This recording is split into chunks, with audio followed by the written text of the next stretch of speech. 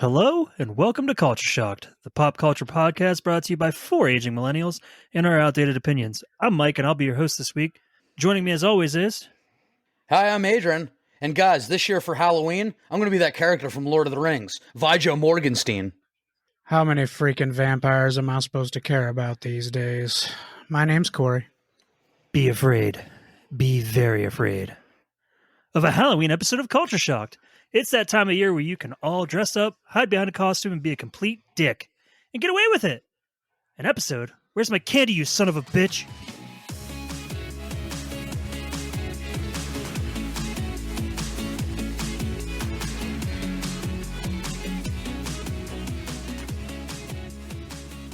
Did you get the Brooklyn Nine-Nine thing that Yes. I kind of stole?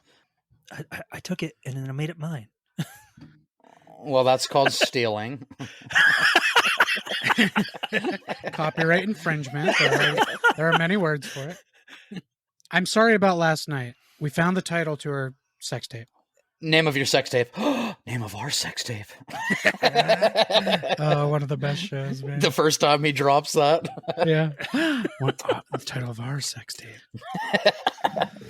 So with Halloween upon us, the three of us anyway, here at Culture Shocked, decided that we would do an episode for all of you talking about the wonderful sitcoms and even dramas of TV that did Halloween episodes right. Hell, I mean, I probably won't bring any up, but if they want to bring up Halloween episodes that were wrong or not so done right, is that correctly? Is that grammatically correct? Anyway, You said it. You can't unsay it.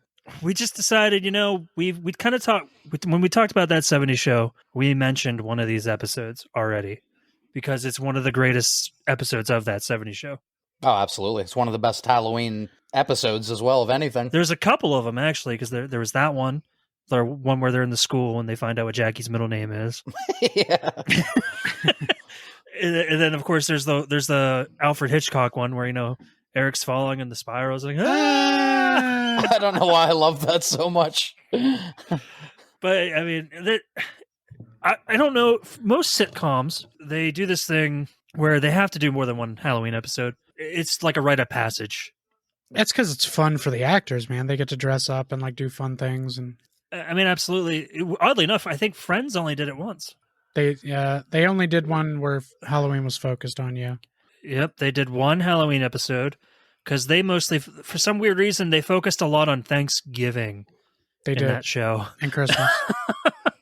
But their Halloween episode, I do love. One of my favorite lines is Joey's like, Halloween's, I don't know, like this isn't exactly how he says it, but like, Halloween's stupid. So you're just going out pretending to be somebody you're not. And Chandler's like, you're an actor.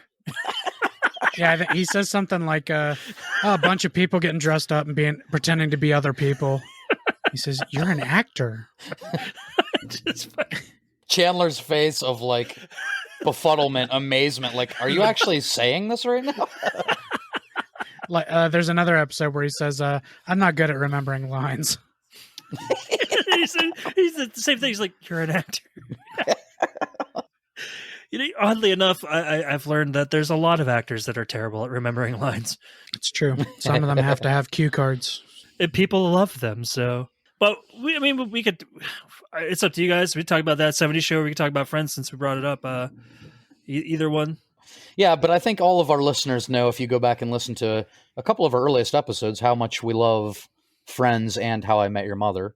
Oh, yeah. And Obviously The Office. That 70s show, too. The Office. The Office. We've covered a lot of the shows that have great Halloween episodes. We really have. I can't believe the Friends only has the one Halloween episode. Yeah, when I was looking into it today, that kind of blew my mind. Like, obviously, when I was reading about it, I was like, wow, now that I think about it, they are more known for their Thanksgiving episodes than they are anything else. And Christmas. Oh, you know what happened for me? Corey's just really trying to drive Christmas in there. Well, they do Christmas. Christmas in that show every year, too. Fuck Christmas. What Corey's trying to tell us is he went you. back and rewatched Christmas Vacation and he loves it. Oh. But to be fair, that's coming up in another series. To be fair, a lot of shows focus on Christmas. Friends had a strange focus on Thanksgiving every year. Yeah, but I mean, their Thanksgiving episodes are really good. I mean, almost every single one of them. Yeah, they were always good. But you know how I was thinking they did more than one Halloween episode? Is I always get the goddamn holiday armadillo confused. That's a Christmas episode. That's a Christmas episode. But yeah. Superman's there. Superman, yeah. Yeah, it's fucking weird. And the holiday armadillo. Your half Jewish friend. I can't remember what Chandler says when he looks at Ross. Well, hello. Weird turtle man. Yeah, I'm the holiday armadillo. But the Friends Halloween episode is really good. Sean Penn's in that episode. Sean Penn is in that episode. Lisa Kudrow credits that as being her favorite episode of the show because it came after a dark time for America, obviously with 9/11. Yeah, and she got to work with Sean Penn, and she got to be two characters the entire time. So yeah, That was a great episode for her. I love the when Monica walks in that Catwoman suit, which by the way, woo. Yeah, Courtney Cox in that Catwoman suit, that was worth the episode right there. Not a huge. Not saying that I don't like Courtney Cox, but like I'm not a huge like Courtney Cox fan. Whoa. But no, she definitely. But she rocked that. She definitely rocked that outfit. Let's yeah. ease up on Courtney Cox here a little bit. Well, no, I'm not saying. I'm not saying I hate her. I love Friends, so obviously I have to like her. Mike hates Courtney Cox. It's true. It's true. Fuck Courtney Cox. Well, as long as she brings the Catwoman suit. Well, let's be honest. Does she need the Catwoman suit? No. No. You know what? She just needs to bring David Arquette. Damn, that's cold. So was the Friends Halloween one when Chandler and Ross are arm wrestling? Yes. Monica's like, oh God, he's making his sex face. Ross is like, getting tired? He's like, I could do this all day. Yeah. Before Captain America said it. Yeah. Fucking Captain America stole that from Chandler Bing. He did. Oh my God, he did. Well, I'm sure, is there some kind of comic run where Captain America said, I can do this all day? Yeah, he says it a lot, actually. I was going to say, I'm sure that's a thing. Yeah. Yeah. No, Captain America stole it from Chandler Bing. Shut up. He stole it from Chandler Bing. Well, considering Captain America was in the 40s, you know. I said, shut up. I said, shut up. I said, good day. That's a good day. But I love after Ross or Chandler lets him win because Mona's talking to Joey. Oh, He yeah. says, oh God, he's talking to her. Like he's afraid of losing Mona to Joey. Just because Joey's talking to someone? And so he lets him win, and then later he's like, will you please tell Monica I let you win? Oh, yeah, you let me win. My arm hurts. Oh, nurse. He walks away. Yeah. I love that Joey dresses up as Chandler. Joey, who are you? I'm Chandler. Blah. Yeah. Girl, like, oh, yeah, that's really good. Yeah, they're like, oh my God, that's so you, Chandler. I don't sound anything like that. That is great. Yeah, he dresses as Chandler, and this time he doesn't put all of his clothes on. Yeah. Yeah, then you get a very classic Airhead Phoebe moment with the when Monica walks in, like I was talking about before I got distracted by the cat girls. But Monica walks in, she's like, Catwoman. So we meet again. So we do, Supergirl. She's like, no, it's me, Phoebe. Monica's just like classic fucking Phoebe Airhead moment. Oh, Phoebe. It's like her face isn't even covered. Obviously, it's Phoebe. Well, I mean, people seem to not know who Superman is, and all he did was take the fucking glasses off. That's true. No, it's about that. It's about that hair twirl. They will explain fucking Supergirl then, because she puts her hair in a ponytail and puts glasses on. I know. In fact, I don't even think she puts it in a ponytail half the time. Is that the Supergirl lore, and people don't recognize her? Yeah, Yep. they don't know her either. Same thing. Something about glasses just really Although, changes how the person She looks. also doesn't hide who she is, though, in most iterations. Mike? She just kind of walks around and Mike! acts like a badass. Hi, guys. Who's this? Is this the monkey on LSD that we replaced Mike with? Hi. God damn it. Oh, yeah. So, Adrian, since you don't really do anything on social Bits that would work better for a video podcast. That's right. I would say that's a new segment for us, but we've been doing it the whole time. We do it all the time. The four of us just laugh our ass off. Everyone's like, what? What? They all have Phoebe moments when we do that. Yeah. Wait, Mike, since No. I don't do anything with socials. Since you don't do anything on our social medias, on Twitter, I commented and tagged Culture Shocked in a post. I said, I just want you guys to know that I really love you. You guys are really entertaining. And Adrian sucks sloth wieners. And Mike's my favorite member. Oh, Jesus.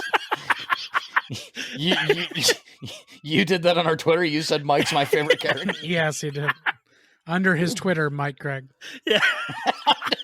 under the name Mike Craig. Yeah, that's why it's funny. And then Mike's awesome. Corey replied with, he's like, well, that's too bad because Mike's about to be replaced by a monkey on LSD. Oh, so He's that's where cheaper. the joke. The Yeah. monkey's cheaper. Monkey on LSD? I don't know. Would that be cheap? We'd have to buy the monkey and excessive amounts of LSD. That's better than what we have to pay Mike. Marcel? Marcel. I was going to tie it back to hiring monkeys. Who likes to hire monkeys? Bob likes to hire monkeys. So that 70s show. Oh, yeah. Bob does like to hire He monkeys. does love to hire monkeys. Look, it's a monkey in a clown suit. That'll sell stereos. That first 70s show Halloween episode, like when they go to the school. Yeah. Yeah, just so many great lines in that. I think the first one that really hit me in that one was when the little trick-or-treaters come to Kitty in red and she gives them all raisins. She says raisins are what does she say? Raisins are nature's candy. Yeah. And then the kids throw eggs, and Red says, and eggs are nature's hand grenades. Yes. And then he's Yep. like, Kitty, don't give them raisins. It just pisses them off. He's right. We talked about Red has the best lines in that show, hands down. For sure. And then when they're reading the files and Hyde figures out that Eric was the one that destroyed that girl's what is it, a diorama or whatever? Yeah. I had to destroy it. Hers was better than mine. I left out dairy. And then one of my favorite fucking Eric lines ever, Hyde is like, man, you pinned that on me. What were you thinking? He's like, I don't know. I was thinking, I'm 7. I don't know. He's right. Yeah, they were in 2nd grade. What were you thinking, man? The whole school turned on me. I don't know. I guess I was thinking, I'm 7. Would you guys like to know Jackie's middle name? I would love to know Jackie's middle name. Please enlighten us. It's Beulah. Beulah. Oh, God. You could definitely tell that was an early season of that 70s show because Mila Kunis, I love her, but she was not very good in that episode. No, yeah, she actually, in my opinion, throughout that show, went from the weakest actress to the best actor in the show. I think she was actually the best. Why did she go from an actress to an actor? Well, when they started the show, Hollywood was still kind of sexist, and by the time they were done with it, it was progressing, and everybody Hollywood was just still actors. sexist. Yeah. Yeah, actually, Hollywood's probably worse now. That's a whole other episode. That's in the background. Well, though. that's not an episode we will ever do. Yeah, but just so many great moments in that fucking burnt down school. Of like, I love when Fez just pokes his head in when they're all arguing. Don't you see what's happening? And then Eric's like, just a pause. Great comedic effect. Batman's right. Because Fez is dressed as Batman. Yeah. And then when Michael runs like a coward, Jackie's like, the biggest honor a man can have is when he puts his life on the line for his woman. You know who did that? Fez. Dawn is like, well, he has to. He's Batman.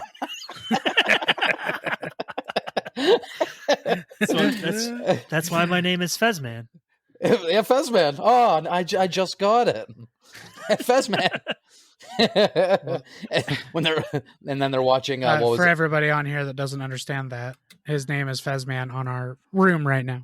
Every week we try to come up with these clever names when we do these episodes that are like episode centric. So Adrian's name is, from his line that he used from It's Always Sunny. Vijo Mortensen. Vijo Morgenstein.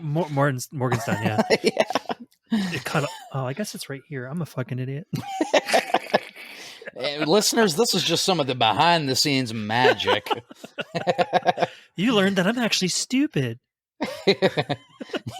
I'm stupid. You can't cut that now. I said I was stupid.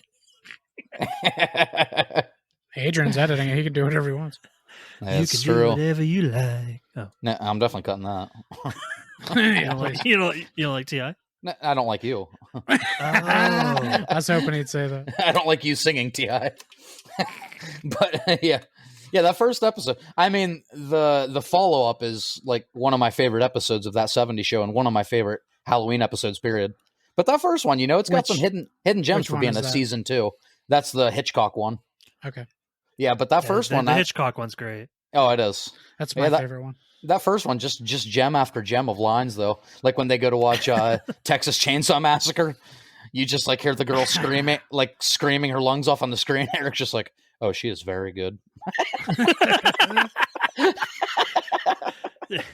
I mean, say what you want about Topher Grace, but the dude knew how to deliver lines in that show. Oh, fuck yeah!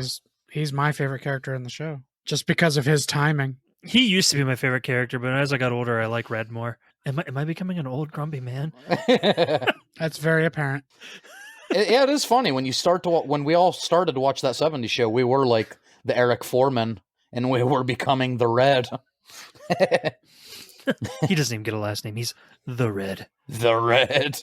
That's because I live in the goddamn the red, the white, and the blue. If I had a hat, I'd take it off and put it against my heart right now. That sounds like something Red would actually say. Yeah. What the hell happened to this country, Eric? Not my country. Okay, I'm really uncomfortable right now. Next time, wear white socks. You look like an ass. You look like an ass. Yeah, Red does get all the fucking lines. He does.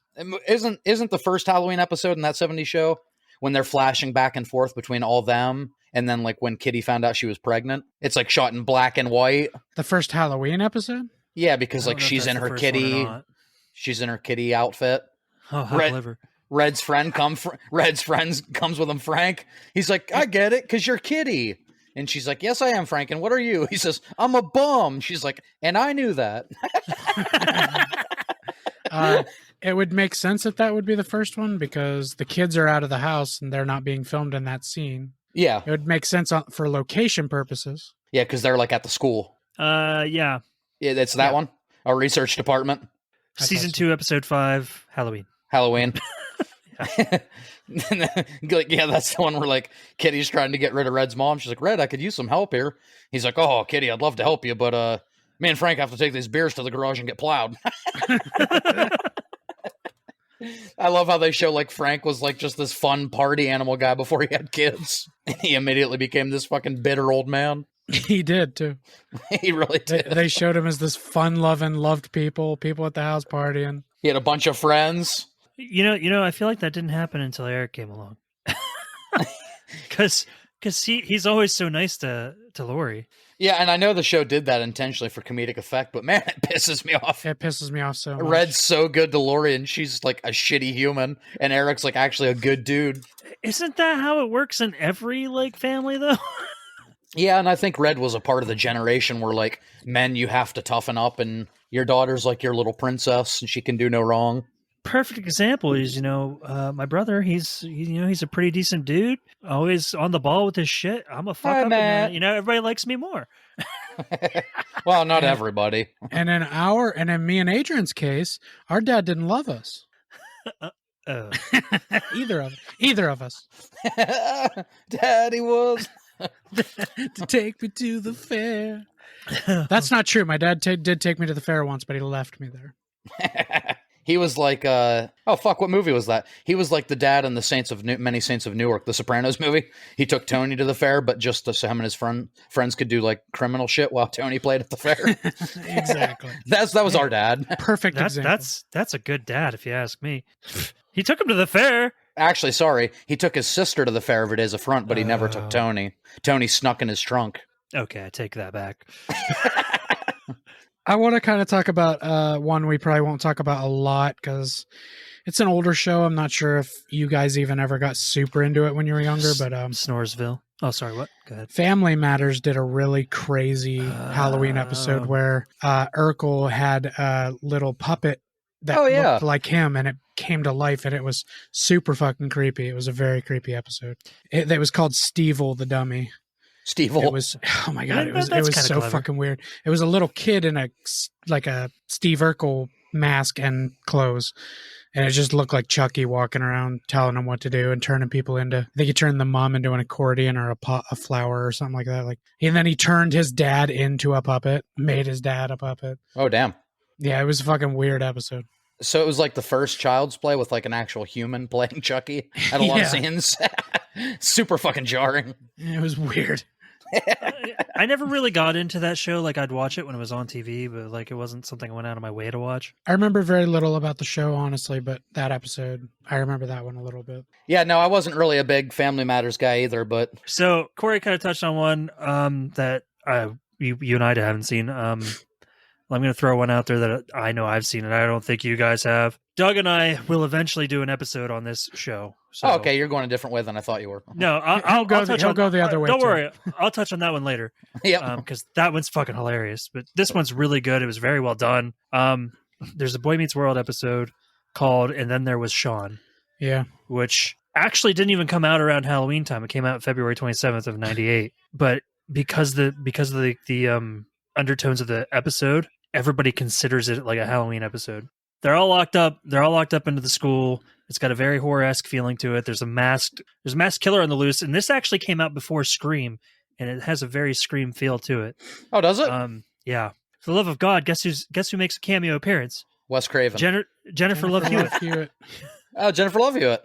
Yeah. Julie from I Know What You Did Last Summer. And and you know I know what her name is in the episode? Jennifer Love Pfefferman. Is it really? Yes. But they do the whole Scream thing where at the end of the episode, Sean actually ends up being the killer. Oh. Yeah. Was it directed by Wes Craven? I can tell you exactly who directed this episode. Give me 2 seconds here. It was directed by Jeff McCracken. Oh, well, everyone That's says he fake. was. Everyone said he's the second coming of Wes Craven. Never quite panned out, but no. Unfortunate for him. There was the Boy Meets World episode, and I don't know. and then he was sure never there was saw something again. else. It actually, so to tell you how good this episode is, it actually got a 9.4 out of 10 on IMDb. God damn. And then there was Sean. Well, That's kind of dumb, though. They gave away the killer in the title. Scream didn't do that. Well, yeah, but... Scream did it. Scream was the killer. To be fair, the full title for Scream was Scream. It was Stu and Billy. Wes is like, no, that's no good. I got to change that. Scream, Billy and Stu did it. Back in the 90s, you didn't really know the titles of episodes, though. Right. Like, they didn't really tell you that. But Scream's so meta, maybe he could have named it that, and then it could have been someone else. It's true. That's true. Scream, it's totally Billy and Stu. Totally. Not joking, guys. But Scream, yeah. Drew Barrymore totally does at the beginning of this. This was the episode. I know Doug was going to bring this. Doug was definitely going to bring this up when if he would have been here. Unfortunately, Doug couldn't be with us today because he clearly died in John Adams High. Nice. Well, that's funny because there's a quote that's really funny in this. They did like a little mock song that played over the PA system when they were in the hallways. How does it go? I'm trying to see if I can find it real fast. Was the song "I Put a Spell on You"? Because that's Hocus Pocus, Mike. That's Hocus Pocus. It's like "Welcome to John Adams High, where you're gonna die. Here's a knife, here's a gun. There'll be fun for everyone. Death is on the menu tonight." Mike, put a little rhythm to it. You know, I tried singing on this podcast before. Those lyrics are so clever. I feel like Five Finger Death Punch is right on the cusp. I mean, it was a sitcom, Corey. he said, "Come on now." Lots of sitcoms have clever lines. Hold on. It was a sitcom on ABC. I mean, How I Met Your Mother gave us "You Just Got Slapped." That's right. Right. Whoa, uh-oh. You guys like my natural segue there? Speaking of How I Met Your Mother. The Slutty Pumpkin. Yeah. Oh, that wasn't the one I was thinking of. Oh, what one were you thinking of? Is there another one? That's the one I was thinking there's of. Lots of them. Is there a lot of How I Met Your Mother Halloween ones? Yeah, there's a At few least two. episodes where they're on the roof. Well, there's the one where he's looking for the Slutty Pumpkin. Yeah. That's the good one. Then there's the one where he's the good actually one. with the Slutty Pumpkin. Yeah, that one sucked. And then there's the episode, right, like in the last episode when she goes, Robin finally shows up and he's in the boxing. She's wearing that fucking whale outfit that looks hideous and looks like a sperm. Oh, yeah. Wait, this might be the same one as when he brings the slutty pumpkin. Is it the same one when she's trying to get him to come up as a Mountie? Is that the same episode? Yes, that Okay. is. Yeah. Oh, So there's yeah. at least That was at least pretty good. 3. Your cops are called Mounties. But no, I love. Why? I love. Why do we let you be a country? We love I you, Canada. I love the Slutty Pumpkin episode, the first one, because you get to see Barney try out all those different costumes just to hook up with that one girl. Yeah. Oh yeah. What's the guy got to do around I'm here to a get laid? horny devil. She says, "Oh, because I'm wearing a lei." Oh my god! And he goes, "It's not funny if you explain it." Ted talking to the penguin. Oh my god, it is you. Everyone said I was crazy. Dude, you are such a loser. Barney takes off the mask. Come hang out with the barnacle. Really? That's what you're calling yourself now? The barnacle? God damn it. Fucking what's the I don't know. Barney, it was awesome. I was hanging out with Horse's rear and Horse's head. Where's Horse's head? That guy's a hoot. That's one of my favorite lines from Ted. Fucking Ted. Fucking Ted. The goddamn Tootsie. Was it the Tootsie Roll? The drink? Yeah, something with the Kahlua and root Kahlua beer. and root beer, right? Yeah. Listen to this, Robin. She just got off the bus from Idaho. He points right at her boobs. Or looks right at her boobs when he says it. And how convenient that she'd run into the producer of the Rockettes. Robin just looks at him like literally like, you're such a scumbag. And she slept with him. Right. I'm totally going to Many hook up with times. you and marry you. What's the other yeah. side plot on that Slutty Pumpkin one? That's with Robin and Hansel and Gretel. Oh, yeah. They're at Oh, the see, bar. that is a different episode than Yep. when she tries to make Barney come as a Mountie. What? No. She tries to make Barney come. She totally did. The first Halloween episode, Robin's dating some dude named Mike. Yeah. And they're at the bar with Lily and Marshall. Lily and Marshall. The Ericksons. The Ericksons, yeah. It's like saying Eric and Mark. Eric and Marshall. That's a very progressive show. So they're at the bar, they're trying to win that costume, and then her and Mike get into that fight over like sharing food and shit. The one you're thinking of, Corey, is the one with the Slutty Pumpkin actually in it, where Robin tries to get Barney to go as a Mountie. Yeah. Yeah, no, the Robin and Mike side plot's okay. My favorite part of that, the whole side of the episode I is know exactly what you're going to say. the mascara. Yeah, did you see how many people are dressed as gay pirates this year? He walks out in the outfit. Honey, how do I look? Do you think my mascara's running? Do you make my mascaras running? I love when they win the That's pretty costume good. contest at the end. Lily as a parrot and Marshall as a gay pirate. He goes, yes. Wait, what? He's like, whatever, we'll take it. Whatever, we'll take it. And I do love the gag that they spent like $200 each on their costumes or some shit, and they only won like $50. And you know what's so funny about that is it's so damn true. It is so damn true. Yeah. People at like bars and like events and parties that go all out on their costume, and it's like you want a $20 gift card to some shitty steakhouse. To come back to this bar. You can come back to this bar and get free wings. Come back to this bar and get a free drink that we'll water down. Nice. I only spent $372 on this costume. My Deadpool Bob Ross costume was not worth doing all that for. Oh, Mike, did you have seriously, did you have that? Yeah. Yeah. You didn't see the pictures? Last Halloween, I went as Deadpool Bob Ross. Yeah, it was pretty fun. Oh, are they on your FB? That's what we're calling it now. I also went years and years ago, a long time ago. Lindsay helped me put the outfit together. I went as Fat Man. It was Batman, but my utility belt was cupcakes it was snack cakes and candy bars. Oh, that's fucking hilarious. And I had chocolate on my face all night. Did you eat the candy bars slowly through the night? Yeah, every time I ran into a villain, anybody dressed as a villain, I'd pull out a snack cake and say, "I will get you," and then I'd eat a snack cake in front of them. It was a weird night. They're like, that's just gross. I'll turn myself in. Yeah, it worked. I caught everybody that. Works like a charm. Works like a charm. And then I went as Superman like the next year, so it was really weird. Wow. So you were just trying to do the how it should have ended superhero cafe. Exactly. Before that even existed. They got the idea from you. God, yeah, he did Batman vs Superman because of me. Because of you.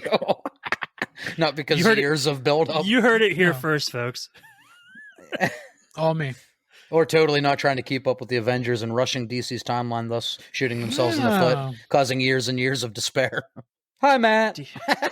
DC movies, they're so convoluted. Like, one's really good and then the fucking 7 are bad. Yeah. Not a sitcom. And I've talked about this before. I'm only going to talk about one episode. Don't worry. There was an episode of Buffy the Vampire Slayer that was done brilliantly. It was really good. The episode's called Halloween. Go figure. What? Seems to be a theme for a lot of these shows. So, in this episode, in the Buffyverse, Halloween is actually a day where vampires and monsters don't go out and do anything. So, like, they take the day off. Oh, I like that. Yeah. Yeah. So there's this guy who does magic and finds a way to make all of these kids in their costumes, if they bought it from his shop, become what they're wearing. Best part of that fucking episode is when the little kid chokes the old lady on the front porch. She's like, I would love to give all these little monsters some candy, and the kid just reaches out and starts choking her. He's like a 5-year-old. And you know, other shows have done that before. We're like, oh, you become your costume. But there was something in the way that Buffy did it that it just I think they just did it very well. A lot of the characters in the show got to be what they aren't. Like they the got opposite to of what get they out of usually are. their cast types. Like Buffy was the damsel in distress. The comic relief character Xander ended up being like this take no shit and no attitude soldier. Yeah. So it was just very cleverly done, I thought. It's a fun little way to let the actors like play different roles. Yeah. And of course they actually utilized that episode for future storylines, because there's a bunch of different times throughout the series where Xander has memories of being a soldier that helps him do shit. Like the following season, he remembers how to get onto a military base so they can steal a rocket launcher. And he kind of remembers that like from his night of being a soldier.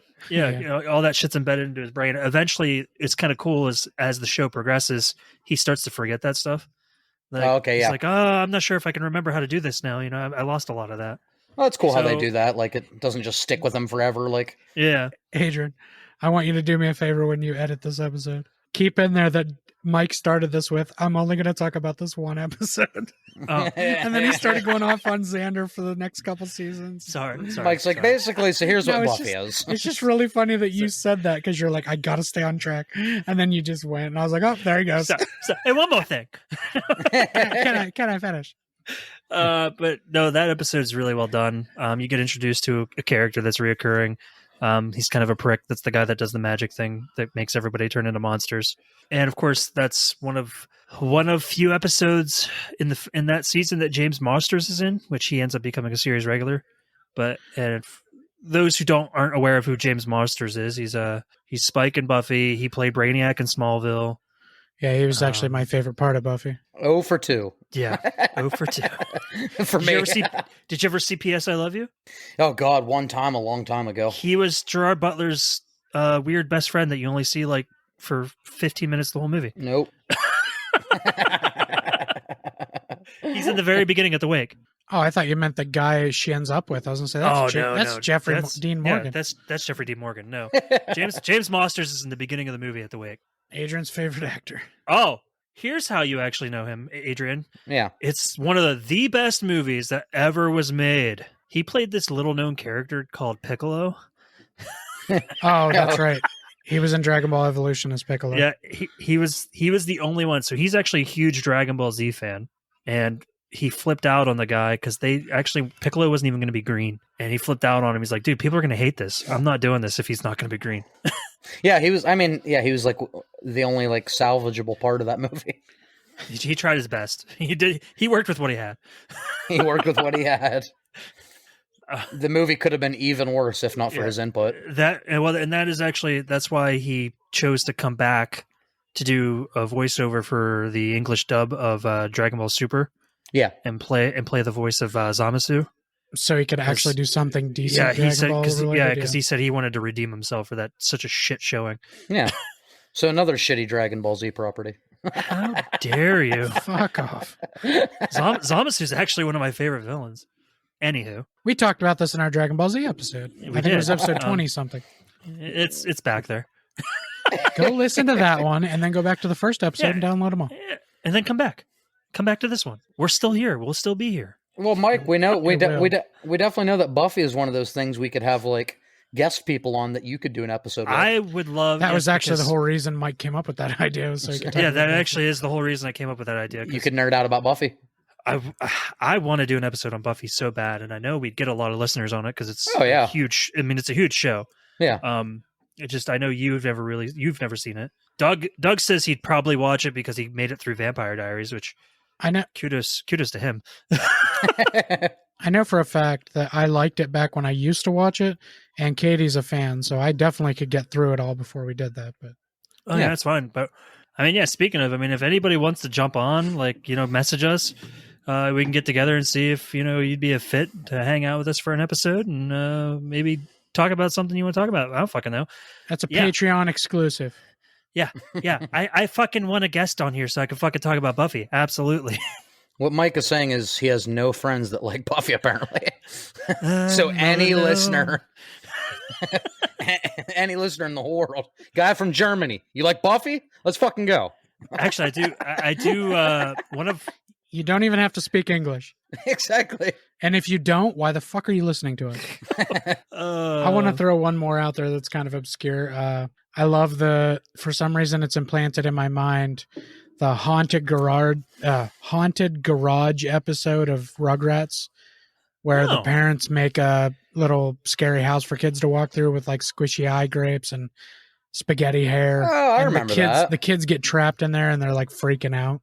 Yeah. Because all the stuff's scaring the crap out of them, and there's Reptar bars they're trying to get to in a bowl. Yeah, that sounds fun. Reptar was the shit. I do remember that briefly, but to be fair, I don't remember a lot from my childhood. Yeah, me neither. It's all kind of a blur. Like, I remember watching Hey Arnold, and I remember watching Rugrats and all that shit, but unless you start talking about the episodes, I couldn't just pick something out from an episode. I don't know why. I'm the same way. I've seen like every single episode of Hey Arnold, but if someone's like, tell me the plot of 5 episodes, I'd be like, fuck? What's wrong with you? Helga likes Arnold. Helga likes Arnold. Helga likes Arnold. Helga likes Arnold. And hold on, I do have one quote. I know one quote. Uh-huh. Hey, football head. Boom. Yeah, nice. Nailed it. I also know one here. Listen. Oh yeah, that guy. See, I forgot about him until you brought him up. That's what I'm saying. Like, I actually loved Hey Arnold. It was one of my favorites. There was Stoop Kid Knows a Stoop. There was the bird lady or bird guy up on the roof. And then Gerald and Arnold get lost in the city on a bus one time. Those are 3 that I remember. I love Arnold's grandpa. I think really the only thing I remember. Hey, short man.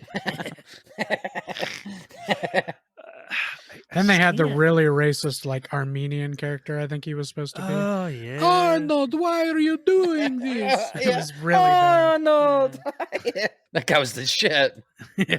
But no, that was a pretty good pull because I would have never thought about Rugrats doing this episode. That's one of the episodes that's just stuck in my head. A lot of the cartoon shit. I know there was a good Ed, and Eddie one. I can't remember what the fuck it was about. Yeah, that one was crazy. I know there was a good SpongeBob one. I can't really remember it. That's the Scaredy Pants episode where they keep pranking him.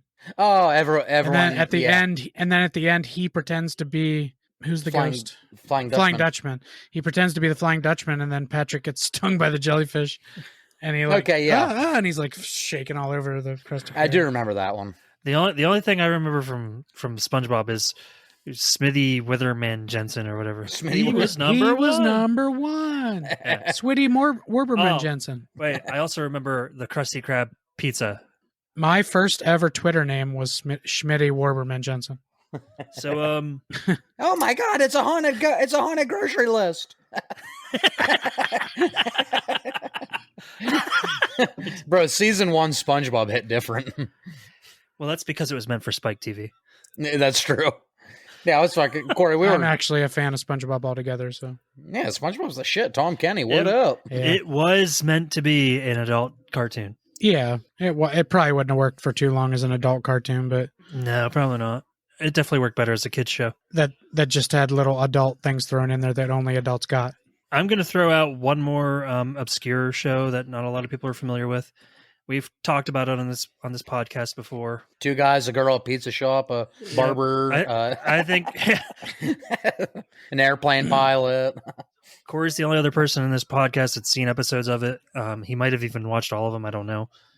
We watched all of them when I lived with you, but I don't remember them all. It was originally 2 guys, a girl, and a pizza place, and then they realized that was too much of a fucking mouthful. Damn it! It actually was that. and they changed it to 2 guys and a girl. But I mean, which is still a lot for a title. Yeah, but How I Met Your Mother's longer than that. 2.5 Men. 2.5 Men. Yeah. 2 guys and a girl. 2 guys and a girl. There was the 2 guys. There was the girl. Mike, the difference between that and How I Met Your Mother is How I Met Your Mother was a good show. Whoa! Get away. You bite your tongue. I don't think I'm going to have much of an argument there that 2 guys and a girl wasn't a great show. It was 2 guys, 1 cup, and a girl. Oh my god! 2 guys, a tub girl, and a pizza place. They had a Halloween tub episode. Girl. God, Jesus Christ! Now we're just saying things. Blue waffle. Oh, don't Google Schmegma. Look it up, people. Hey, lemonparty.com. Hey, 2 guys and a girl has a 7.4 on IMDb and 91% like this TV show. Yeah, it ran for 4 seasons, so it wasn't a failure. Yeah. Nobody knows it, Mike. I don't understand how either. Because if anybody's not familiar with this show, Ryan Reynolds got his start on this show. Tell me Ryan Reynolds' character name right now. Michael Bergen. You pass. No, I'm sorry. It says Berg. That's what everybody calls him because they call him Berg for short. Sorry, Mike. I guess you don't know the show. His whole name is Michael Bergen. You said the actual full name. I'm like, nope. You don't know shit about the show. He only said his full name because it's Michael. Actually, I do have a question. You guys, sorry, it's Fonz. Does John Cryer have a sister? Is that his sister? Is Ashley Cryer his sister? I am not the utmost authority on John Cryer facts. You know what? Yeah, I used to know everything about him, and then I just stopped. Kind of fell off, Yeah. After he wasn't Ducky anymore, I didn't give a shit. Bill Burr and James Avery are both in it? We've told you so many times that Bill Burr was Bill Burr has a cameo in the first season. I tune out whenever you talk about the show. I don't know why. So anyway, you would love this episode. So they had they actually had 2 Halloween episodes, but this one is better than the first one. Yeah.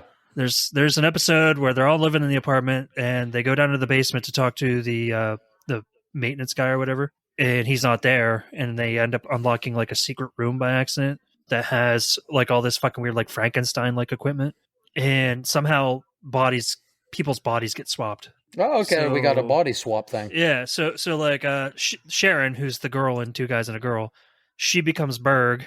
Berg becomes Sharon. Pete becomes what the fuck's her name? I think her name's Ashley in the show. I don't know what her actual name is, the actress's name. Pete becomes Ashley, and Ashley becomes Pete. So they get to play all these different characters. And then the character that didn't get changed is Nathan Fillion's character, Johnny. And so he's trying to like keep them all like figured out. And the one scene that fucking cracks me up is, he puts names on each person so he knows who is who. And Johnny's dating Sharon. So fucking Ryan Reynolds and Nathan Fillion, like Ryan Reynolds is trying to hang all over Nathan Fillion and like try to be like romantic to him and stuff. And yeah, at one point, he gets all wigged out. And Sharon in Berg's body is like, do you not love me for my mind? Do you only love me for my body? And he kind of looks over at, Sharon with Berg in her body, like all spread out, evil, like her legs spread and just hanging out on the fucking chair. Yeah. And he's like just staring, and fucking she smacks him. He's like, "You're mine. I love you for your mind." And they try to be like, well, if you really loved her, Johnny, you'd kiss her. And there's a moment where they almost kiss, and then he's like, I can't do it. We got to get your body switched right now. And honestly, that scene cracks me up so much, not because of Ryan Reynolds, but Nathan Fillion is fucking brilliant in that scene. Right. I think you guys would, I know Corey's watched it. He doesn't remember a whole lot about the show. Is there anywhere you can even watch it? Without like buying it? There used to be full episodes on YouTube. That's how I watched it the first time. Oh, really? Yeah. I have them all on DVD though. You do? Yeah. Yeah, Walmart was selling them for like $35, the entire series. Pretty much just says Amazon. Yeah, it looks like you can only rent it off Amazon. Susan Cryer is the woman. She plays Ashley Walker. Oh, okay. Every time I try to look it up, there's no, like, it doesn't seem like there's a connection, but this is such an odd last name. They have to be related. Oh my God, Ryan Reynolds is much younger in this and not nearly as handsome. Who said that? Me. Or is that just you? Oh, yeah. He grew into his looks. No, well, that was the thing. Like, when I was doing research for this episode and I came across that one, a lot of people were like, I didn't even realize that was Ryan Reynolds. No wonder I like Berg so much. Yeah. That dude looks like an alien took Ryan Reynolds' skin. and because, Nathan Fillion worked on the show with Ryan Reynolds, they were really good friends in real life. Yeah. They had a lot of banter on Instagram the one time because Ryan got his star on the Hollywood Walk of Fame, and Nathan Fillion posted a picture of a Spider-Man mug and said, well, I may not have got I'm probably mixing these stories up actually, but because I know he posted a picture of a Spider-Man mug saying, like, this is how I got to start my morning with coffee. Yeah. And Ryan Reynolds flipped out on him. He's like, how dare you not have a Deadpool mug? And, the Hollywood Walk of Fame one was, I think Nathan Fillion posted pictures of Ryan Reynolds at the ceremony. And he's like, I know this isn't me, but I'd like to think that I was there. Suzanne and John Cryer are not related. Oh, you did look that up. Okay. Yeah. It's just no. He just knew that. I'll edit out all the stuff where we said we didn't know. But I was just waiting for you to stop talking. Sorry. So obviously Ryan Reynolds. Mike's gushing about this fucking pizza show. Oh, sorry. Go ahead, Mike. Ryan Reynolds and Nathan Fillion obviously went on to do more shit that they're more popular for. Yeah. Trailer Howard, who played Sharon in the show, she went on to be in the show Monk. Oh yeah. Wait, her name's Trailer? A decent show, yeah. Her name's Trailer Howard. That's awesome. Her parents named her Trailer, unironically. Except it's spelled Traylor. Still, it's like Taylor, but with trailer. Yeah. It's Taylor with an R. So that's like upper class white trash. Hey, to all of our listeners, Corey and I spent a lot of our childhood at a trailer park. So I also grew up in a absolutely trailer park. We did. So I am keeping that in there. We have been trailer trash for a long time. Corey, I don't know what else Trailer Howard's done. Do you? She was in Me, Myself, and Irene for a small part. Wait, is she related to Jonathan Trailer Thomas?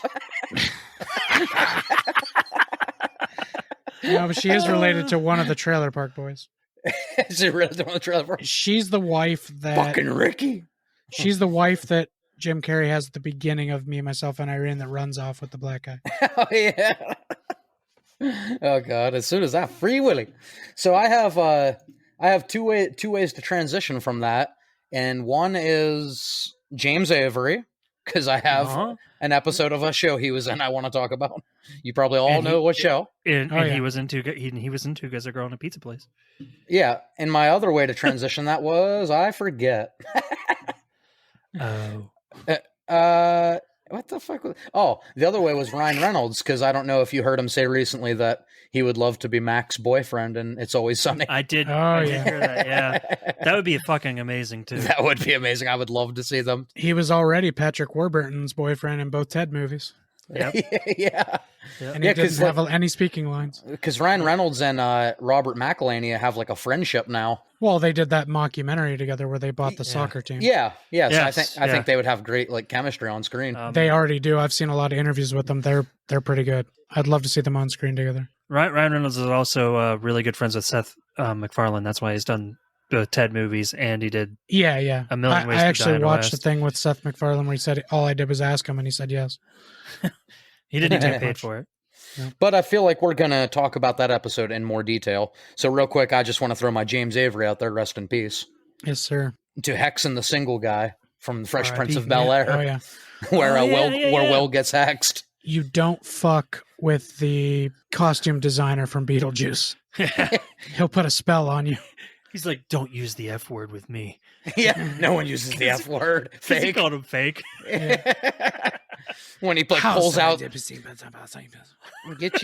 yeah. When Will like jumps out of the bushes and scares them. He's like, I'm stupid. I'm sorry. I'm stupid.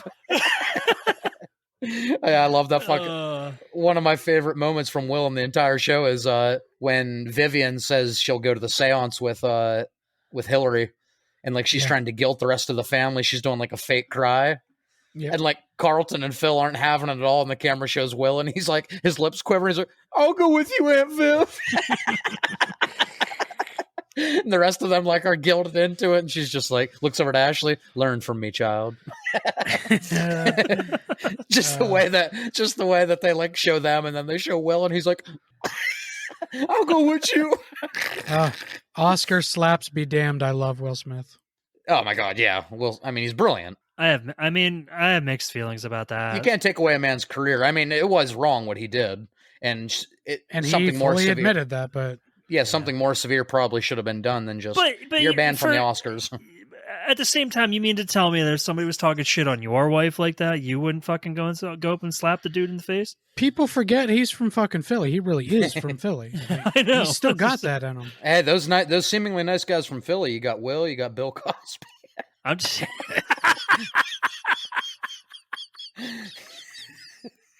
I don't know what to do with that one. Will Smith, we are sorry that we even put you in the same fucking category. You're nowhere near as talented as Bill Cosby.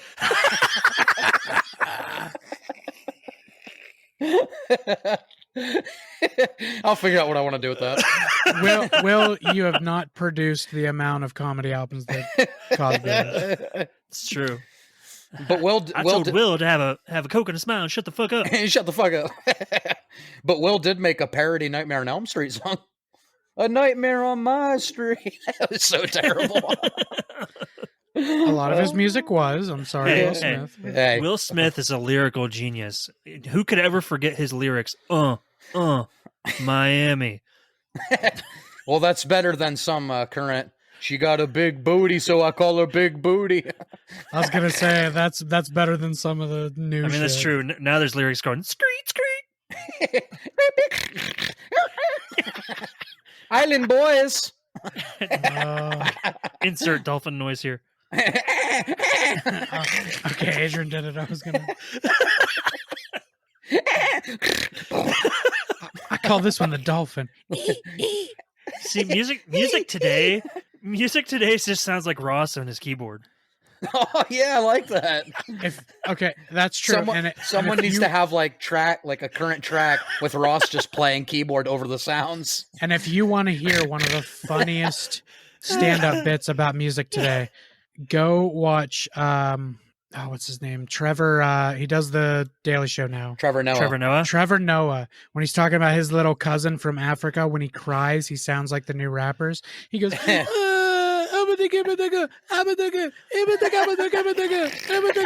it's so fucking good, man.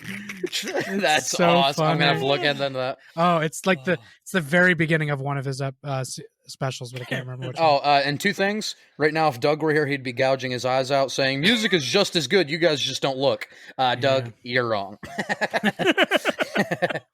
No, hold on. This is where I will kind of defend Doug. Music anyway, today, Halloween episodes. Music today is good, just not the shit that's popular. That's it. Yeah, popular That's music. very true. Yeah, I agree with that 100%. There's always going to be decent music somewhere if you dig. Yeah. But it's unfortunate that you have to dig for it now. Popular music in the 70s, 80s, 90s, even 2000s is better than shit it is slaps. now. Dude, I like Smash Mouth more than I like half the shit now. You like Slaps Mouth. I do. Slaps Mouth. Somebody once told me you might as well be slapping Chris Rock. Did you see Kevin Hart? He said, Chris don't make no joke. Did you see Kevin Hart, Dave Chappelle, and Chris Rock on stage together a few weeks ago? Kevin Hart bought a goat for Chris Rock, and he brought it up on stage to give it to him. And Chris Rock's like, "I live in a fucking apartment. Where am I going to put a goat?" And Kevin Hart goes, "I bought it. You're taking it. You got to take it." I bought you. But at the very end of the clip, he says, "It's all right. I named him Will. Did you see the recent, since we are pop culture, we can go off topic for a second and talk topical. Yeah. Did you see the Pete Davidson when he was up on stage? No. Because, him and Kim are broke up now. Yeah. He's like, "So guys, I've had a weird fucking year." Everyone starts cheering. He's like, "Kanye West told me I have AIDS." He's like, I didn't think I did, but I still went to the doctor because fuck. He's like, that guy's a genius. So he's like, wait, the guy that produced College Dropout told me I have AIDS. I'm going to the doctor. He's like, and no, the doctor told me I don't have AIDS. I just look like I have AIDS. That's two very different things. That's true. He does. He does. Pete Davidson's the funniest shit. He's funny. Very funny. Dude, when he released his album SMD, oh yeah, I died. I didn't even know he was that funny till I listened to that album. Yeah, but Pete, Pete's done well for himself. He went from who was he dating before Kim? He was dating fucking. He dated Ariana Grande for a little bit. Ariana Grande was it? Selena Gomez. Selena Gomez, yeah, Selena Gomez. Yeah, he dated Selena Gomez, then Kim Kardashian. Who's next? He's dated other high-profile actresses and rappers, but I can't remember their. Wait, is Uma Thurman the next jump? I don't know. Why would Uma Thurman be the next jump? I mean, I like Uma Thurman, but she's. Yeah, I was throwing something out there so fucking random is what I was doing. Oh, okay. Well, nicely done, Mike. It's not funny when you got to explain the joke. It's not funny when you explain it. Ted, just okay. Ted, could you okay? Just okay. No, but yeah, Hexen, the single guy. Carlton is Macaulay Culkin, fucking great. He comes in. Uncle Phil's like, "Who are you supposed to be?" My idol, Macaulay Culkin. He says, "Do you know why he's my idol? Because that kid has grossed over $500 million with his movies, and he's one heck of an actor." Just in the way that only Carlton can do it. Carlton's so good. Carlton's a fucking amazing. He's my favorite part of that show. Yeah, he's so damn good. And then Jeffrey's such an asshole, scaring the shit out of the kids. Dude, he's like, listen. Oh, the kids are here. He's all happy. Viv's looking at him all happy. He puts his mask on. They run. If Jeffrey isn't one of your favorite fucking characters of that show, oh my god, why are you watching it? He's a legend. I know why he's one of Mike's favorite characters, because Jeff, he is more sarcastic than maybe any other. Oh yeah, maybe any other character in any other show. It's true. I love all the sarcastic. He is so characters. Sarcastic in that. Yeah, show. Jeffrey. Literally, that's like his whole character is sarcasm. Yeah. If you which works in that show, it does. If you named a show that I've seen, I guarantee you that if you know me, you could easily guess what my favorite character. Like here, real quick, Adrian, new girl. Who do you think my favorite character is? Oh, fuck, I forgot the names. Nick, right? Yep. No, well, Nick Miller. Yep. Yeah, Nick Miller. Wait, he's the most sarcastic one. That's absolutely. Yeah, Nick Miller's the shit. It's so many fucking funny moments. Mike, I was gonna say, okay, I'm gonna ask you some shows. The Cosby Show. Yeah.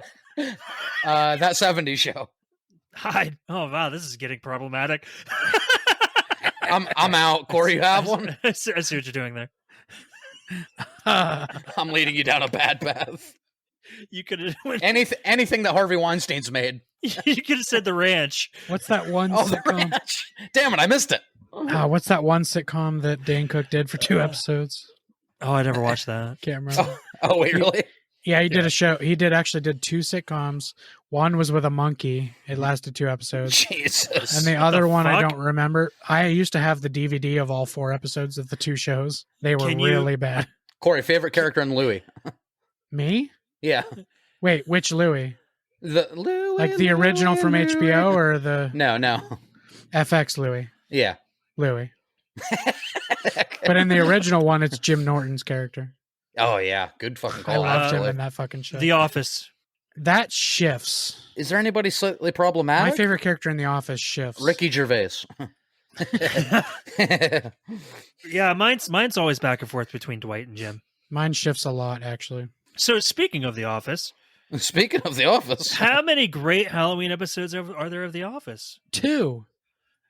Let's talk about them. Wow, nice quick response. I don't even know if that's true, actually.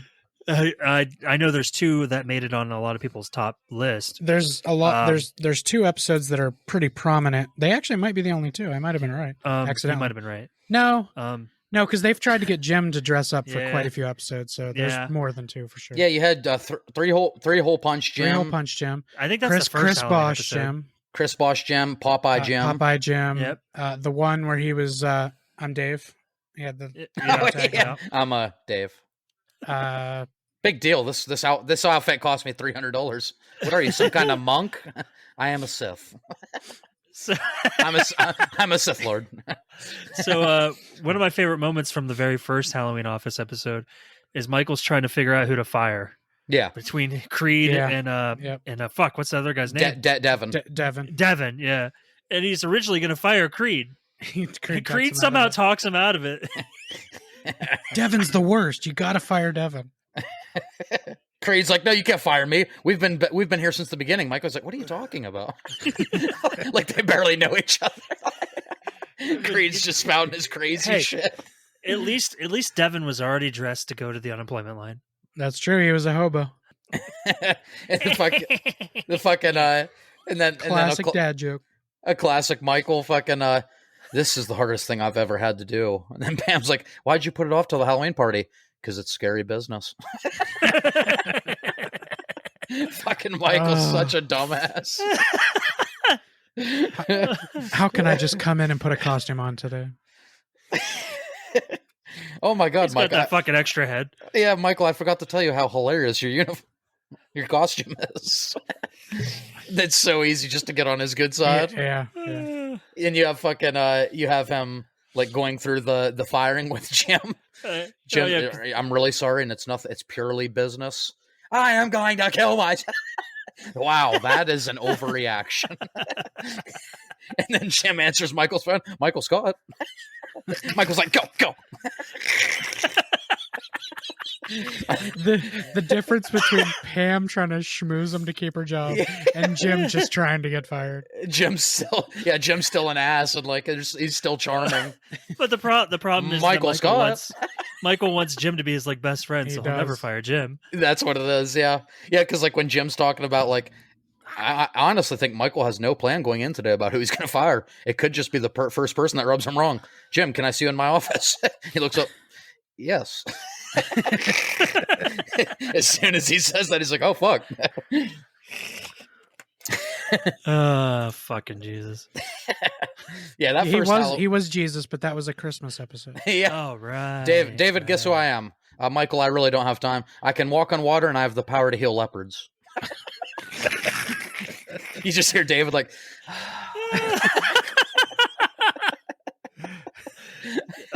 David Wallace is actually one of my favorite characters of that show. Oh yeah, yeah, he's great. Yeah, he's definitely underrated. Yeah, that first Halloween episode, I think for The Office, it was like so big for. I think season 2 is like when it got more popular, but that Halloween played a big part of like growing its popularity. I think that kind of set the tone for the rest of the show. Yeah, absolutely. I think it's one of the most important episodes in the show. It made people realize that the show didn't suck. Like, because the first season, I mean, if you're a huge fan of the show, you've gone back and you're like, okay, I like the first season now. Yeah, I like it now. But when you're first watching it, the very first time I ever watched it was hard to get through. Right. Because there was just so many cringy moments. We talked about this on the Office episode. Go back and listen. Go back. We have episodes for all these. Yeah. We don't have to go over this again. Of course, that first Halloween episode has fucking Dwight's phone interview because they send his resume. I'm sorry, does my resume have my martial arts skills? Well, of course that's relevant. What does he say? He's like, there's a bunch of people in Japan that would find or something. Yeah, there's about 1 billion Asians that would disagree with you. That's what it was, yeah. Then he goes into Michael, and Michael's like stressing about who to fire. I just thought you should know. I was just offered a job with better pay, better title, and better benefits. And Michael's like, oh, great. And I turned them. Yeah, that would be perfect. That would be perfect. And I turned them down. What? Michael doesn't give a shit about Dwight. Dwight really thought that would work. He looks at the camera like, fuck, that didn't work. Yeah, because he's like, Michael's like, can you call them back? Dwight's like, no, I wasn't actually offered the job. He's just trying to use it for leverage. Oh, shit. I love when Creed walks up and talks to them and he has blood all over his shirt. He goes, it's God. Halloween, and then it cuts to him and the talking head, and he's like, well, that's convenient. Yeah. I mean, he was clearly the Scranton Strangler. That was Toby. Well, that was Toby. Or was it Creed? Or was it Creed and Toby? Oh, we have like Scream, 2 killers. Or maybe it was Andy. Rudy. Andy would need credit for it. Hey, that's true. Andy went off the deep end. Fucking Creed out in the parking lot. Keep it running. He just throws his keys. There's nobody there. There's nobody there.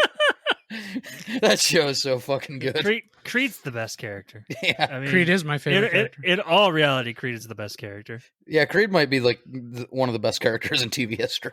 He's an unsung hero. And he just played Creed Bratton from the Grassroots. Just as far as like the amount of screen time and how much he makes you laugh, like if his screen time was extended, like which I see why they used him sparingly. I think it was great. You mean basically if they kind of did like a percentage of laugh to screen time ratio? Right. Yeah, like laugh per minute of a character on screen. Creed's the best character. He might be. Because pretty much everything he says is as gold automatically. Is that a thing? Did we just invent a thing?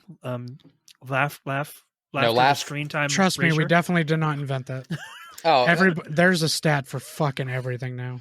I thought Mike was going to say, did we invent laugh per minute? I was like, no, we definitely. No, we invented laugh to screen time ratio. Laugh per screen time. Yeah, per square. You heard it here first. Culture Shocked invented it. Yep, laugh per square inch. It'd be laugh per capita.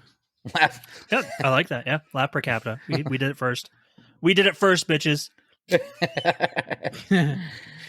I want to mention one it's not technically an episode of a show. No. But it's a short TV All right, Corey, movie. let's do it. Halloween Ends. All right. An hour and 21 minutes into it. I can do this, and I have a few things to say about that movie. But, no. I heard the best part of that movie is when it ends. Ends? I see what you did there.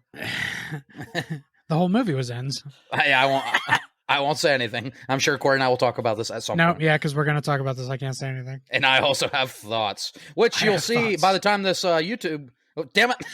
Which, by the time this podcast comes out, you'll be able to see on my channel, Baker Reviews, where I'll be having my Halloween Ends review out, followed by my ranking on the 31st. Where's that at? Baker Reviews. Thank you, Mike. All right, Corey, go I didn't expect Mike to answer me. Mike's been my fucking hype, man. I love it. And Tim. Thank you, Tim.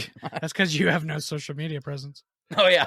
Somebody's got to fucking help you with social media. Somebody's got to do it. It's Tim. Tim's your guy. He's been fucking blasting Baker Reviews on everybody's posts. I don't think so, Tim. No, thank you, Tim, actually. Timothy, Timantha, Timmy Jim. I do think so, Tim. Yeah, I do think so, Tim. But the short TV movie that's been around for many, many generations. Tim Halpert. It's the Great Pumpkin, Charlie Brown. Oh, yeah. That's a movie. No. It's a 20-minute movie. It's technically an episode. But listen, if I could buy it on a DVD and VHS, it's a movie. You can buy any TV show on a Mike, VHS. Shut up. You know that makes no sense. I know.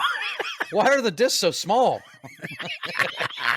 Go back and listen to our N64 episode. Probably the same reason. It's probably the same reason lasagna's square. I don't like lasagna because it's square and stuff. I don't like lasagna because I can't cut with my GameCube disc. You can't cut much with a GameCube disc. It's pretty small. I didn't say I didn't like lasagna. We just go to Mike's house and his silverware's GameCube discs and like N64 cartridges. No, those are my plates. This is my pot holder. I would like to apologize to Tim. This is now the dumbest thing we've done on the show. This is my plate. Mike, that's a PS5. Oh my God. I put my pizza on this. Do not put food on your PS5. Mike, no. No. Especially that thing's white. You ain't getting those stains out. Oh, and if you guys are waiting to hear things that we probably won't talk about, unfortunately, unless you guys have some like Treehouse of Horror moments you want to talk about. I was just going to mention that Treehouse of Horrors usually are pretty fun. Yeah. Usually, yeah. If you're going to watch Simpsons, that's a route to go. That's a pretty safe route. You could literally watch every single Treehouse of Horror they've ever done in a row and enjoy yourself. Yeah. To be honest, I would agree with that. I haven't watched any of those in a long time, so I don't really have any memories from them. They're still pretty fun. The Treehouse of Horrors are actually still my favorite episodes of Simpsons. Yeah. I know if Doug was here, he'd probably have thoughts on that. So remember how you guys always like credit me for having like those obscure movies that nobody's ever heard of? Yeah. Yes. It's all because, my mom used to record all this shit on VHSs and we didn't have cable, so we just watched these VHSs. Well, one of those was The Simpsons Treehouse of Horrors. There was just a bunch of them recorded on VHS, and I watched that like motherfucker. That's awesome. Yeah. They always do really funny movie themed things too. Like there's one where Homer's going through the house, axing every door and sticking his head through and saying something stupid. It's always a different line every single time. Like a clear Shining. Yeah, the Shining moment. And the Scottish maintenance guy at the school, he ends up saying something, and Bart reads his mind. He says, "Oh boy, you have the shinning," and he says, "Don't you mean the shining?" And the maintenance guy goes, "Calm down, boy. Do you want to get sued?" It's just I love the jokes in those episodes. Hey guys, my plug worked. That's not out yet. I got a subscriber. Nice. Thanks, future listener. Hold on. Go almost to said Baker citizen. Reviews and unsubscribe. Oh, sorry. That's the only plug we do is unsubscribe to Baker Reviews. Hey guys, do me a favor. If you're subscribed to my channel, unsubscribe so I get depressed, and then resubscribe so I'm like, yay! Hey, while you're at it, subscribe to Mike and Nostalgia that never does anything. If you want to feel like you saved somebody's life today, unsubscribe to Adrian, give him a couple of days, and then resubscribe. Wait a couple days, I'll be dead by then. Well, If you're having suicidal thoughts, then, if you or your friends are having suicidal thoughts, you may be entitled to compensation. Oh my god. Wait, I don't think that's the way it works. that's not the end of that sentence. No. We're calling you about your car's extended No. warranty. If you or anybody you know is having suicidal thoughts, please dial 988. Thank you, Mike. I almost said You're 899. I thought that was wrong. Mike is not only my hype man, he is suicide prevention's hype man. I can go into another controversial area. Please. Yeah, please, anything else? Roseanne was always really good at Halloween episodes. Oh, Yeah. yeah, Roseanne. Before she was stupid. Before she was stupid. The Connors always put on one hell of a Halloween show in their house. Yeah, Roseanne did an episode that Home Improvement totally stole. Yeah. The same exact idea for her. But Yep. you can go ahead and talk about it. But Was that the one where they scare the shit out of that little kid? what? There's a Home Improvement episode where Ryder Strong's in it, and he's like making fun of Tim the whole time. No, it's the one And, where they have like prank wars. Yeah. Like who can prank the other Like person. The Roseanne bigger. used to do that a lot. And it started with Dan pretending like he cut his fingers off in the Yeah. They had such a precious and then he relationship. squirted ketchup up or something, like it was Yeah, just what's squirting the- blood. I can't remember what it's called. Not food processor, food the garbage disposal. garbage. Jesus Christ! Yeah, he pretends like he cuts his fingers off in the garbage disposal. And, Corey, we're not talking about Halloween Ends. No, that's what I was gonna say. Oh. I'm going back to ends now. I'll cut my joke so you can do your thing. He straight up just. Well, now I just want to talk about Halloween Ends. If people are going to want to talk about that movie for a long time. Hold on. Do you guys just want to fucking stop this, erase everything, and do a Halloween Ends episode? Okay, we could probably do it in 10 minutes. All right, hold on. I think I got this. Halloween Ends, garbage. All right, moving on. Mike, is that your thoughts on Halloween Ends? I've never seen He it. hasn't even seen it. I know you haven't seen it. That's why I wanted to just make a funny. He doesn't Mike, get an opinion. Wait, guys, this will be fun for our listeners. Mike, give us a 30-second thought. Yeah. Give us a 30-second synopsis of your thoughts of Halloween Ends. Go. Okay, so this movie starts, Yeah. and it kind of picks up where the last one left off, which Okay. also sucks. You're already wrong. So, Yeah, you're already wrong. But keep going. But there's like a machete and stuff, and he's like chasing people, and people die. He doesn't have a machete. There's like a hockey mask or something. I don't know. This is great. We should do more of these. You were wrong so many Mike- times in 5 seconds. He was literally wrong a second into it. So it pretty much picks up like, hold on. nope. Hold on. But to end it, if you will, Yeah. Halloween does end. I mean, the day Halloween ends, yeah. Is that your prediction, Mike? Do you think they actually end it? Or do you think it's like a cliffhanger? They totally end it. Mike, who Okay, is they end it, you officially dead at the end of Halloween Ends? Jamie Lee Curtis Okay, And- who else? and Freddy Krueger. Anybody else? That's great, though. Well, we're definitely keeping that in the episode. For our listeners, Corey and I will talk about Halloween Ends at some point. I don't know if it's going to be a Michael 2-hour Myers. podcast, but yeah. Mike, did you really not remember who Halloween was? I forgot his fucking name. I kept thinking Jason for some reason. Oh, he wasn't even joking when he said machete and that's hockey what I mask. said. Well, that's great. But he got Jamie Lee Curtis right.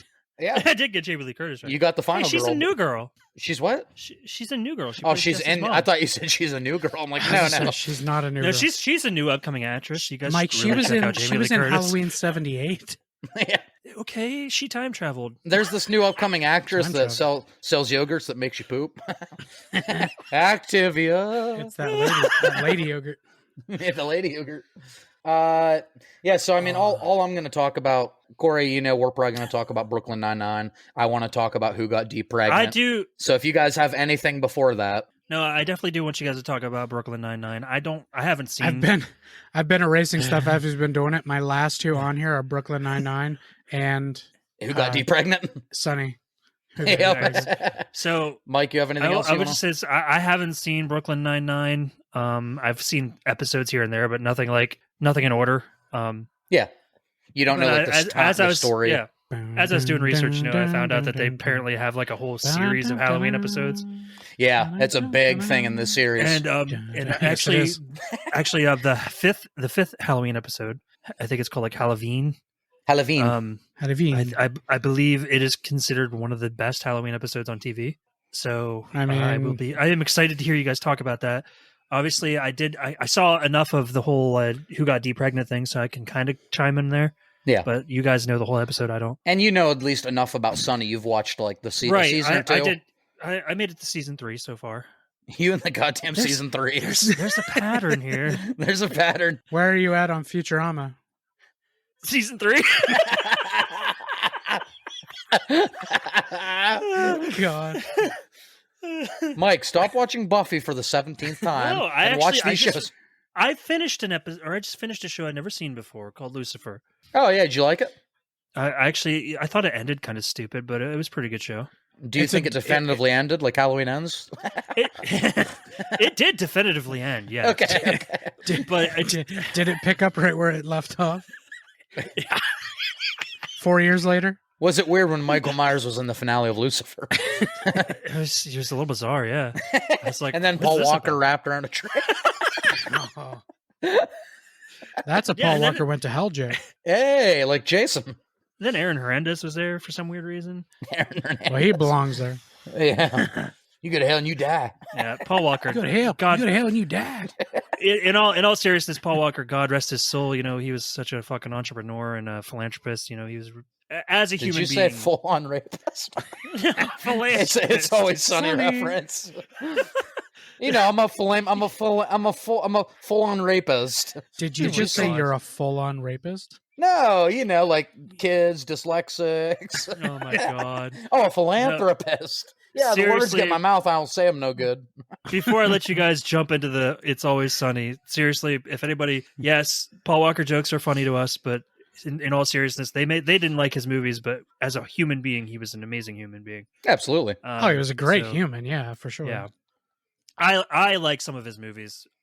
His movies were just shit. I didn't hate him as an actor. I mean, the Fast and Furious movies are. Yeah. We won't talk. But if you ever want to watch a really good, and this actually is kind of fitting for this episode, if you ever want to watch a really good Paul Walker movie, watch the movie Running Scared. I don't think I've seen that. That movie is a fucking mind fuck. It's considered a thriller with a lot of plot twists. There's lots of twists and turns, and I think Paul Walker actually does a really good job in that movie. So for Halloween, if you want to watch a movie that kind of can creep you out and give you the thriller feels, watch Running Scared. Way to tie it in. Nice. I already forgot the name of it. Running Scared. I think it was Don't Breathe. Oh yeah, that's a good movie. I haven't seen the second one, but that movie with John Krasinski. Not as good. Yeah, the one with John Krasinski. Don't Breathe. No, that's the movie with Sandra Bullock. Oh, isn't that Bird Dogs? Bird Dogs. Bird Dogs. Bird Dogs. No, that's the one on Nintendo where he shot the ducks. Oh, Tetris. Exactly. Yeah, exactly. Wow, another stupid, but this one's producing some classics. You called them classics. We just did it. Instant classic. Listen, 10 years from now, people are going to be talking about this bit. They're going to be like, you guys remember that time Culture Shock? No. Be like, dude, we haven't done that podcast for 8.5 years. How generous of you to think we're going to make it another 2 years. I don't even talk to them anymore. Hey, you guys remember that time? Who the fuck are those guys? I do my own podcast now. Right. With Blackjack and Ogres. With 3 listeners. Thanks, Germany guy. Thanks for coming over to my side of the story. Tim, John, and Germany guy. Yeah, because somehow my brother started listening to you guys and not me. Damn, that's cold. It's probably true. All right, so pretty much all that's left on our slate is Brooklyn Nine-Nine and Sunny. So we kind of were already talking about Sunny. Let's do Sunny. Let's do Sunny. Culture Shock does Sunny. I wish. Which, by the way, listeners, we will definitely do a full episode of that at some point. Oh my god! They want to wait till I finish it, or at least get far enough into the series. If we can fucking get through not dying laughing talking about it. Yeah, Mike, listen, you don't have to watch fucking 15 seasons. I would say watch 6 to 7. If you can get through 6 and 7, we could talk Sunny. Yeah. That's kind of like, I think Adrian and I could do a Shameless episode without, because he's for sure season 6. I'll watch the rest of it if we commit to doing that episode. Mike's like, No, there are some good moments in the later seasons, but overall, it's just not as consistently strong. Right. Yeah. So Sonny, who got D pregnant? Mike, who got D pregnant? Well, who would you think? Clearly Man Spider. Man Spider. Oh my God, her dad. I was waiting for you to say Michael Myers. Is it worse that her dad got her pregnant than her brother? I mean, both seem Yeah, kind I of think equally it's worse. bad. I think Dad's worse. No, listen. Brother, you both came from the same vagina. Father, you were literally one of his sperm. That's worse. Yeah, listen.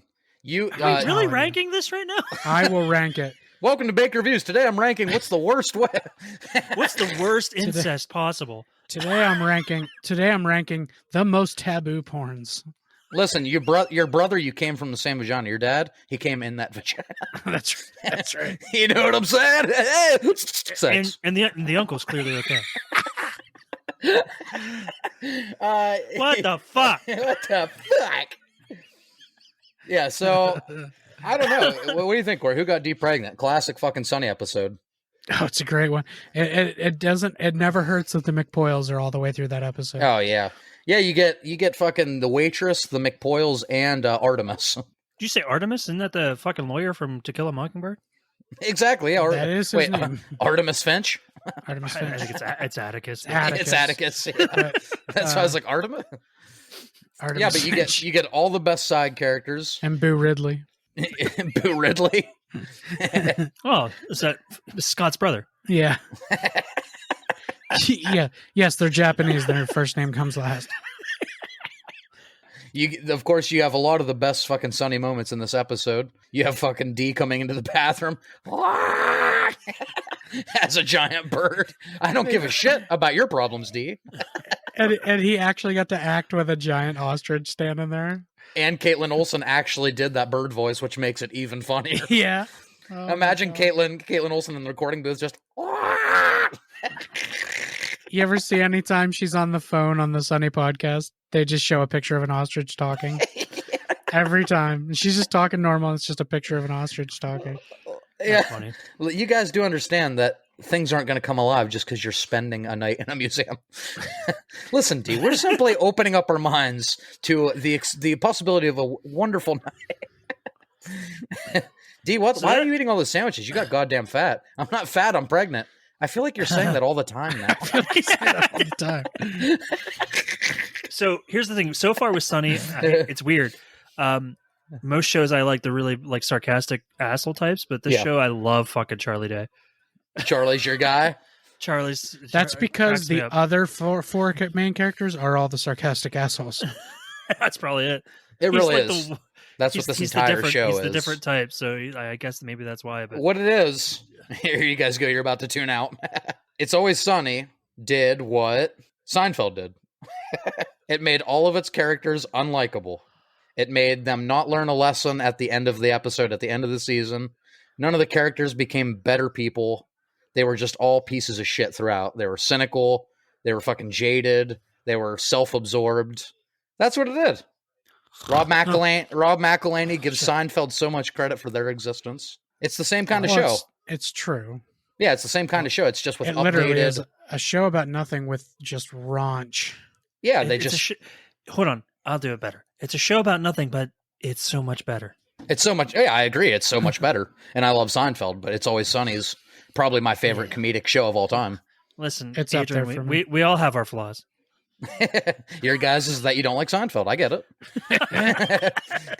But Yeah, that's what's so beautiful about Sunny. They're shitty people. They're always going to be shitty people. Yeah, I mean, even I've made it in just 3 seasons. I mean, even Charlie's fucking problematic. Yeah. He's fucking he's stalking that girl, and I'm like, Jesus, dude. Yeah, but and just think, he has like the best heart. But to me, he kind of is like the funniest out of them all, because he's not the sarcasm. Like, he has sarcasm, but he's stupid. Yeah. Like, he's really dumb, and I kind of love that. That's like a very endearing thing. Yeah, to me, show that's with a bunch of smartasses. To me, Charlie's the one that I don't want to say would flourish without the others, because, like you said, he's kind of dumb. He wouldn't go too far, but he would be a better person without their influence. He for sure would be. Is he the one that says like, "Oh, I can't read it from the inside"? And they're like, "You can't read it from the outside." Yeah. Yeah. And then I'm always turning it on from the inside. I can't read it from the inside. You can't read it from the outside. You know, I put all the garbage in the fire so it goes up and makes stars, and then I turn on the nice ice cold quarter sign so people know we have quarter. That sign says closed.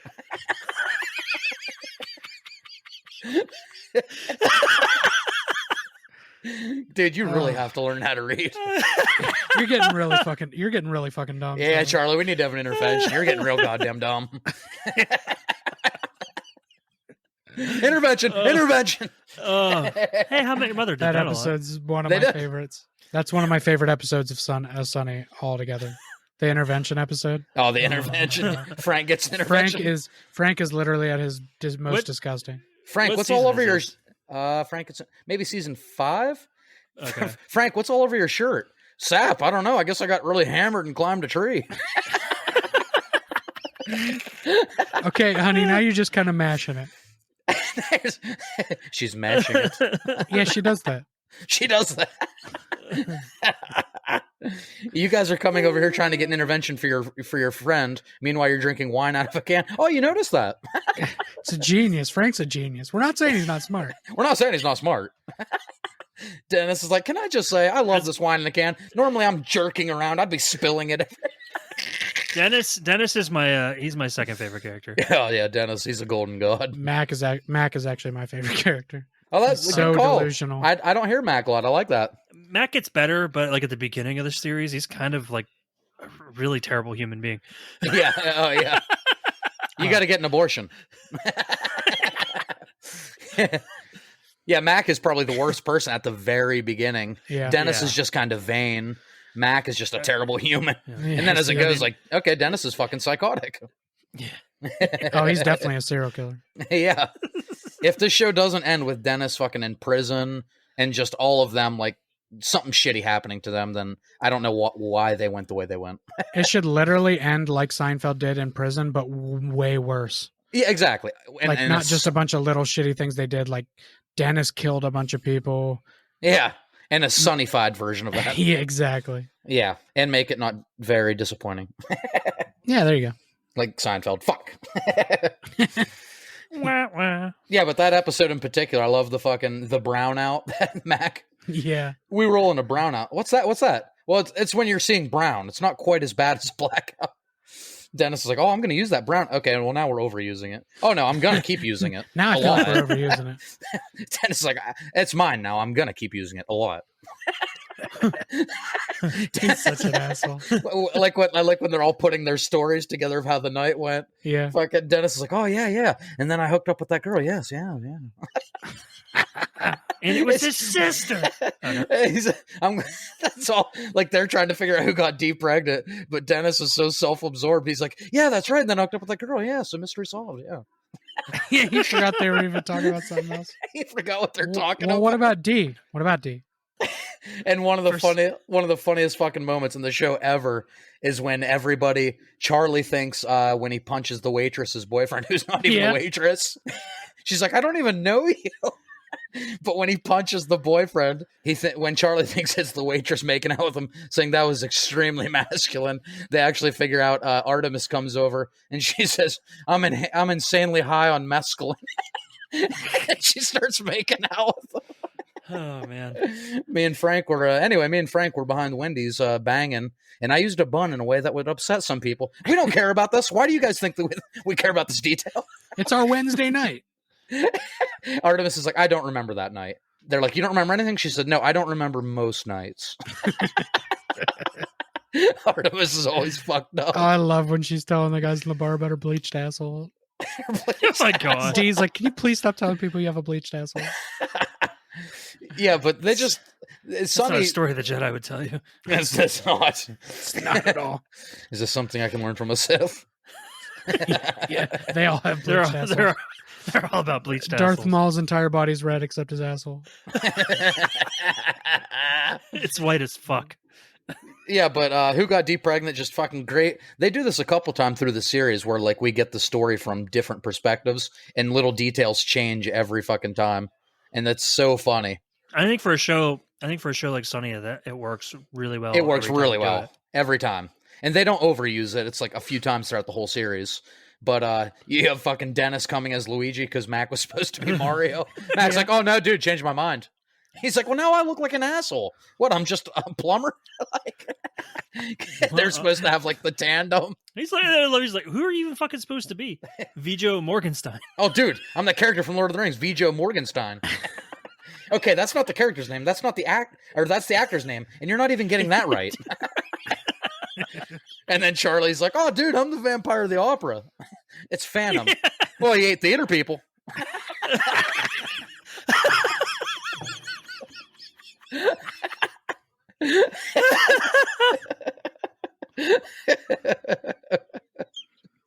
God damn it. Oh, what the fuck? Yeah, if you want to see my sister wants to know why you haven't called her. Oh, call her. You will call her. Okay, Hey, dude. Jesus, dude, I'll call her. I heard you gave quite a performance, Maxwell. Dude, come on, that's your sister. Yeah, but if you want to see Sunny like hitting on all fucking cylinders, that is a fucking episode to watch. Yeah. If it's Halloween time and you want to watch something funny and Halloweeny costume trick or treat, that's fucking bang. If you're trying to figure out if you should even watch Sunny, watch that episode. That'll tell you all you need to know. And you can find all the side characters there. It doesn't really spoil anything about them. So you'll see some of the best side characters in the show. Except Cricket, of course. If you're looking for something really funny to watch, don't watch Seinfeld. Oh, sorry. That is what we were saying, basically. Yeah, that's what I heard. I'm done trying to convince you. Listeners know what they like. Give me your top 5 episodes of Seinfeld in the comments. I run the Twitter. Please don't do that. Please do. We did. It's Always Sunny. We touched on Friends and How I Met Your Mother, The Office, Boy Meets World, That 70s Show, Fresh Prince of Bel-Air, 2 Guys, a Girl, and a Pizza Place. I never thought we'd... Buffy, Simpsons, Roseanne. 2 Guys, a Girl, and a Pizza Place had an excellent fucking Halloween episode. It had to be brought up. No, I respect you for it, you know. I don't. Yeah, the last one we want to talk There's about. just one more show, right? One more show that we really should talk about. It might be, in my opinion, the king of Halloween episodes. Copyright pending. Copyright pending. Yeah, I agree. Because like what Brooklyn Nine-Nine does so well is they have like a Halloween episode each season, and every year the stakes are raised on this little game they're playing. I love that they number Halloween it like heist. I love that they number it like it's a fucking horror movie like franchise. They do. Yeah, so basically you always have fucking Jake. You always have Jake and fucking... I haven't watched in a while, Corey. What the fuck? Hoyt. Hoyt, yeah. Jake Peralta? Yeah, you always have Jake Peralta and fucking Hoyt. Captain Look, Hoyt. I know names. And Rosa reluctantly joins usually.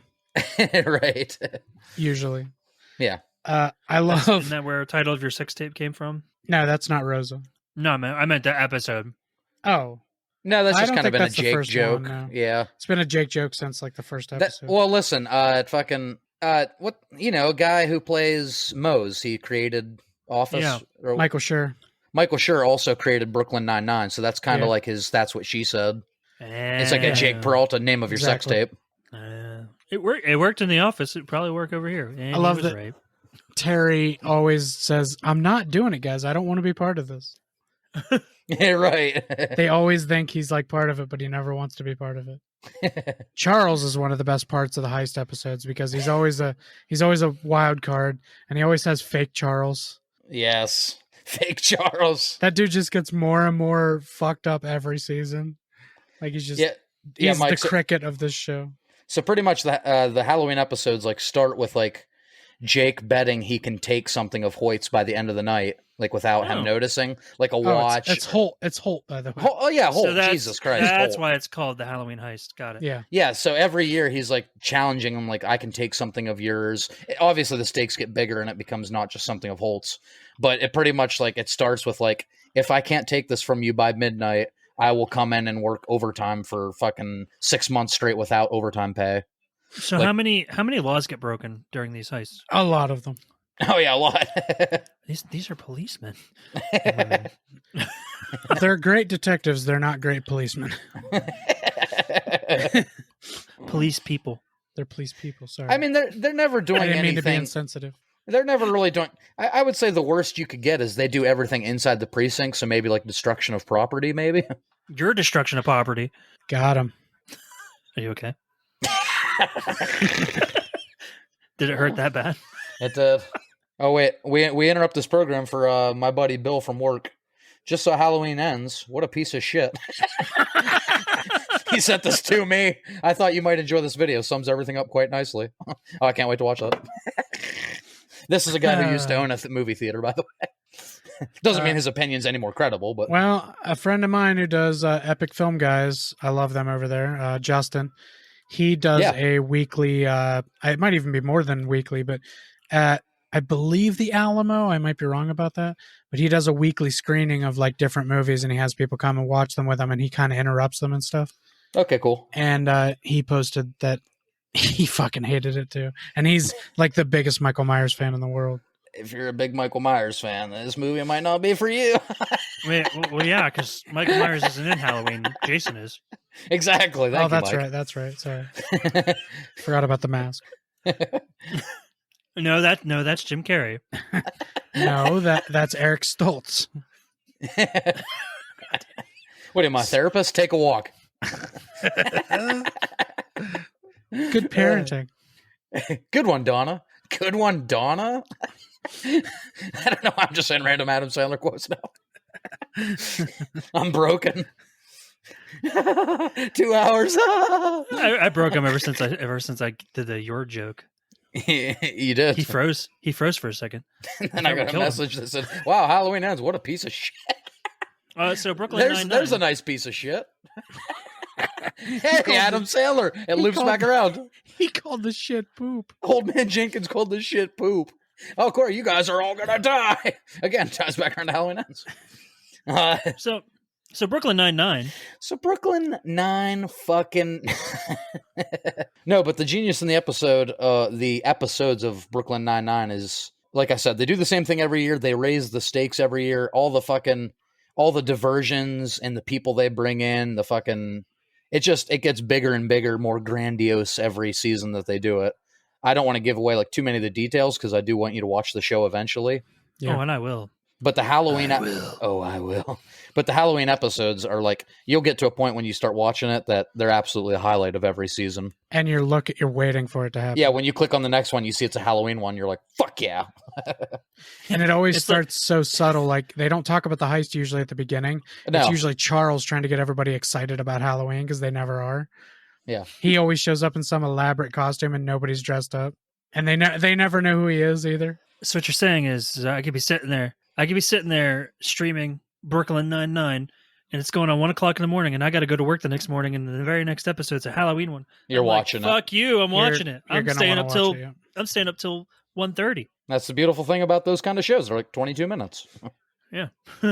Yeah, there's this one Halloween one where Charles finally gets fed up and he comes in and he's not dressed up and they all are. They're all dressed up. They're like, "What are you doing, Charles? You love dressing up." He's like, "But you guys always make fun of me and you never dress up." Yeah, he says, "Hold on, I'll go get my costume."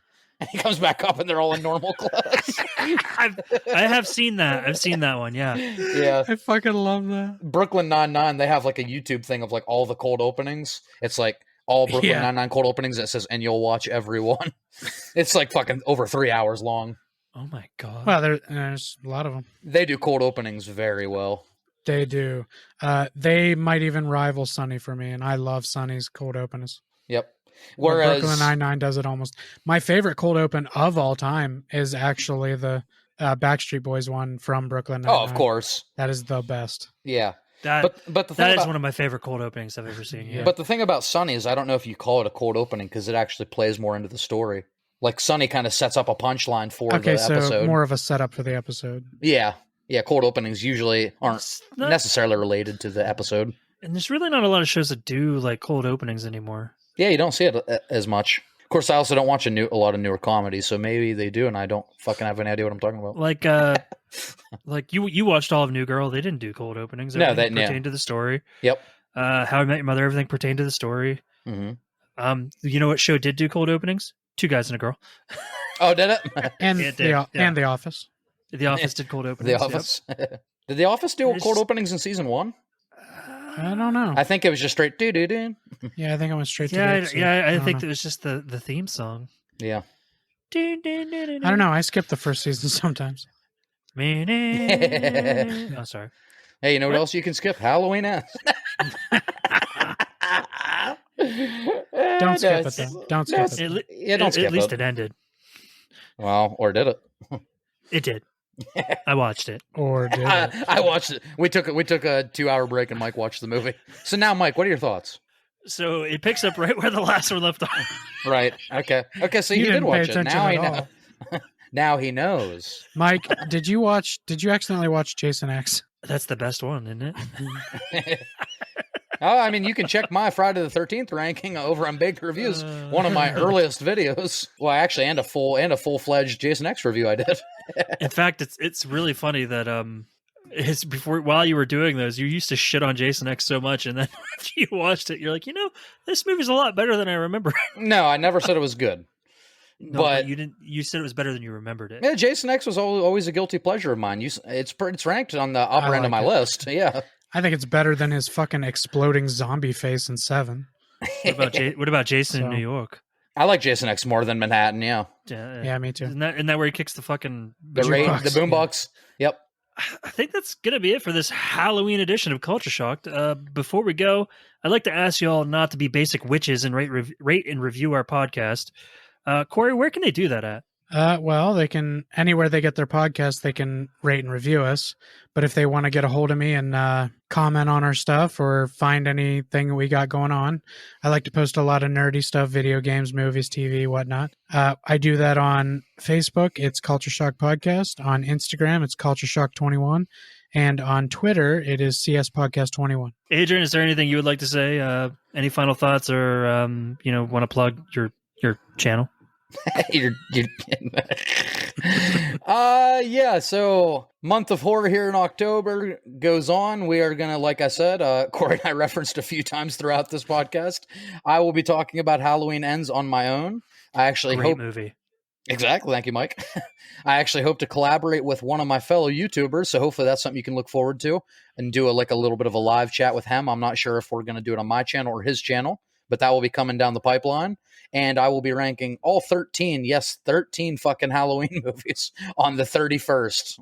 But there's not 13 Friday the 13th movies. Nope, there's 12. There, with any luck, there will be in 2023.